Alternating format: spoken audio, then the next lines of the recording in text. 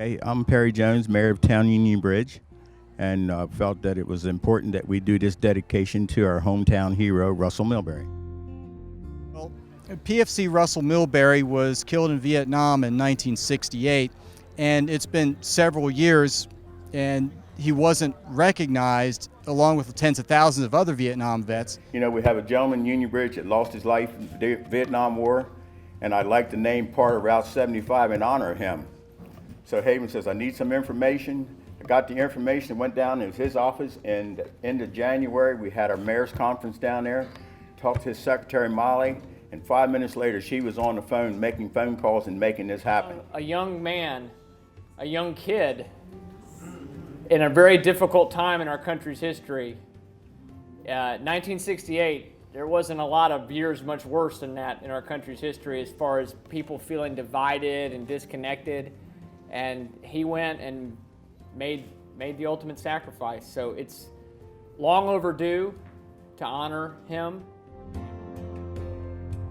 PFC Milberry was killed in Vietnam in January of 1968, some 3 days after his 20th birthday. He was an elite trooper, a paratrooper, but more importantly than that, he was a medic. You could always count on that medic to take care of you no matter what the situation was. But he served this country, so I think it's appropriate, even if it's 51 years later, that we're here today to have this last memorial as we dedicate part of Route 75 for him as a permanent memorial, and to remember his name and to honor his name so that nobody will ever forget PFC Russel Milberry and the sacrifice he gave to his country. You know, the Vietnam era was a turbulent time in American history. Folks talk about how polarized the country is now. But think back to 1968.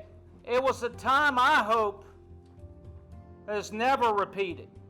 A time when war protesters were glamorized and deemed to be cool, but military personnel returning from Vietnam were vilified and spat upon.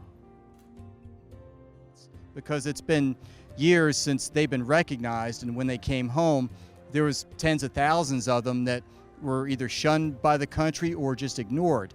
And hopefully this will bring the town together and bring more people to not only the VFW, but maybe inspire more veterans organizations in the community. And the life that they had there, and then the life that they had when they came back to the States, knowing that people looked at them and shunned them because they were Vietnam veterans.